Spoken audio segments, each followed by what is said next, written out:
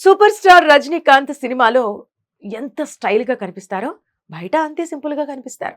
దేశంలో అత్యధిక పారితోషికం తీసుకునే నటుల్లో ఒకరైన రజనీ నిజ జీవితంలో చాలా సామాన్యుడిలా జీవిస్తారు.